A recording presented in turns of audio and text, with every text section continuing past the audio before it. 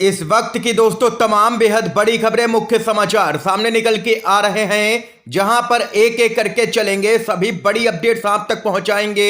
जानेंगे दोस्तों, राहुल गांधी, ममता बनर्जी, अरविंद केजरीवाल, अखिलेश यादव, नीतीश कुमार जैसे तमाम दिग्गज नेता जुटेंगे एक मंच पर। क्या है पूरी खबर जानेंगे, इसके साथ ही बताएंगे राहुल गांधी को 24 के चुनाव में अगला प्रधानमंत्री बनाने के लिए शरद पवार ने सुझाया है बड़ा फार्मूला। क्या कुछ है पूरी अपडेट यह भी जानेंगे।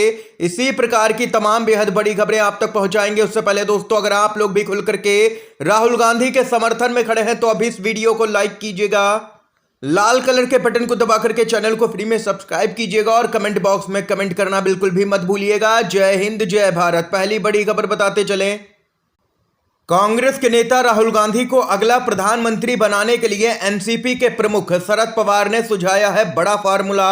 हो रही है जमकर के तारीफ। बोले, जहां से जीत पक्की हो उन्हीं सीटों पर चुनाव लड़े पार्टियां। जी हां दोस्तों, एनसीपी के प्रमुख शरद पवार ने कहा है कि राजनीतिक दलों को पहले ये आकलन करना चाहिए कि वह किन सीटों पर चुनाव जीत सकती है और इसके बाद ही इलेक्शन लड़ना चाहिए। लेकिन यह भी याद रहे कि अगर वह चुनाव लड़ रही है तो उनके मैदान में होने से सत्तारूढ़ दलों को किसी तरह की मदद ना मिले।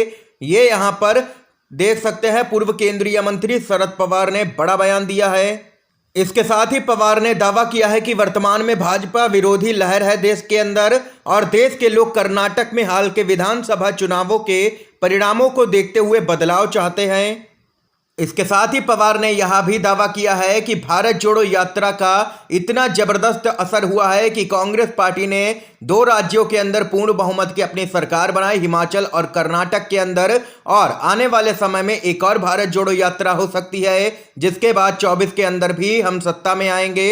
ये यहां पर एनसीपी प्रमुख शरद पवार का कहना है। तो वहीं अगली अपडेट बताते चलें। देश के अंदर लोकसभा चुनाव यहां पर समय से पहले देखने को मिल सकता है। बड़ी तैयारी सामने निकल के आई है। जी हां दोस्तों, खबर बताते चलें। वैसे तो भाजपा के नेता अक्सर कहते ही हैं कि उनका दल किसी भी वक्त चुनाव के लिए तैयार रहता है, लेकिन इन दिनों जिस तरह भाजपा में जिस तरह शीर्ष स्तर पर बैठकों का दौर चल रहा है, मंत्रियों और सांसदों को जिले जिले भेज करके मोदी सरकार के 9 साल की उपलब्धियों का प्रचार किया जा रहा है और प्रचार का सारा जोर मोदी सरकार के 9 साल के नारे पर है। उससे संकेत है कि भाजपा किसी भी समय यानी कि समय से पूर्व या समय पर लोकसभा चुनावों का सामना करने के लिए खुद को तैयार कर रही है, जबकि विपक्ष अभी यहां पर एकजुटता ही बनाने में लगा हुआ है। और यहां पर खबर सामने निकल के आई है कि समय से पहले लोकसभा का चुनाव करवा सकती है भाजपा। ये यहां पर दोस्तों अपडेट है। इसके साथ ही एक और बड़ी खबर की तरफ बढ़ते हैं, जो कि आ रही है राज्यसभा में। यहां पर जबरदस्त झटका लगने की तैयारी में है भाजपा को। पूरी अपडेट बताते चलें। अध्यादेश के खिलाफ अखिलेश यादव से मिले सीएम केजरीवाल। कहा, राज्यसभा में सपा करेगी विरोध, लोकतंत्र के खिलाफ बताया है अध्यादेश को। केजरीवाल को अब तक 10 से भी ज्यादा पार्टियों का समर्थन मिल चुका है। भाजपा के पास राज्यसभा में बहुमत है नहीं और अगर यहां पर विपक्ष एकजुट हो जाता है तो केंद्र सरकार का यह अध्यादेश, जो कि दिल्ली पर नियंत्रण के लिए लाया गया, वो यहां पर राज्यसभा में पास होना काफी फिर मुश्किल हो जाएगा। केंद्र की भाजपा सरकार के द्वारा दिल्ली विधानसभा को लेकर के लाए गए अध्यादेश के खिलाफ दिल्ली के मुख्यमंत्री अरविंद केजरीवाल को समाजवादी पार्टी का समर्थन मिल गया है। बताते चलें आप लोगों को, अब तक यहां पर 10 से भी ज्यादा पार्टियों का समर्थन मिल चुका है पूरे मामले को लेकर के केजरीवाल को। केंद्र के अध्यादेश के खिलाफ केजरीवाल ने 3 तरफा मोर्चा खोल रखा है और हर तरफ से घेरने की तैयारी केजरीवाल कर रहे हैं। पूरे मामले पर आम आदमी पार्टी का कहना है कि भाजपा के पास राज्यसभा के अंदर बहुमत है नहीं, इसलिए हम इसका फायदा उठाएंगे और सभी पार्टियों को एकजुट करेंगे, जिससे कि भाजपा को राज्यसभा के अंदर हराया जा सके। और अगर राज्यसभा के अंदर भाजपा हारती है तो 24 के चुनाव में भी सत्ता से जाना इसका तय है। इसके साथ ही एक और बड़ी खबर बताते चलें। ब्रजभूषण की मुश्किलें अब बढ़ती हुई नजर आ रही हैं। 15 जून तक पूरी होगी मामले में जांच।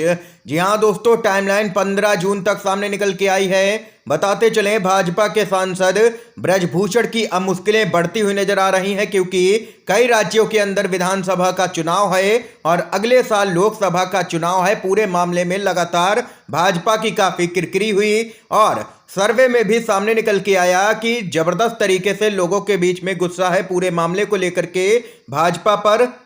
और इन सबके बीच में खबर आई है कि आंदोलन कर रहे पहलवानों की खेल मंत्री अनुराग ठाकुर के साथ में बैठक हुई। करीब 6 घंटे तक चली बैठक के बाद पहलवानों ने फैसला किया है कि अब 15 जून तक आंदोलन स्थगित रहेगा। और वहीं उन्होंने मांग की है कि जांच जो हो रही है वह जल्द से जल्द पूरी की जाए और 15 जून तक चार्जशीट दायर की जाए।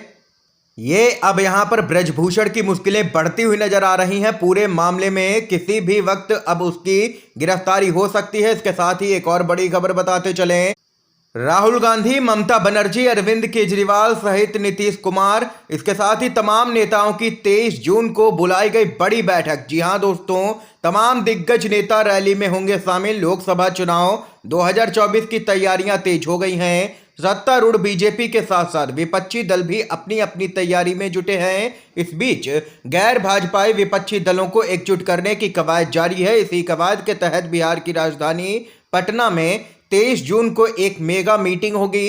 इस मीटिंग में कांग्रेस के नेता राहुल गांधी, पश्चिम बंगाल की सीएम ममता बनर्जी, सपा के प्रमुख अखिलेश यादव, झारखंड के सीएम हेमंत सोरेन और वहीं उद्धव ठाकरे, दिल्ली के सीएम अरविंद केजरीवाल के साथ साथ तमिलनाडु के सीएम स्टालिन, एनसीपी के चीफ शरद पवार, लेफ्ट के नेता डी राजा सहित कई अन्य दिग्गज नेता यहां पर शामिल होंगे।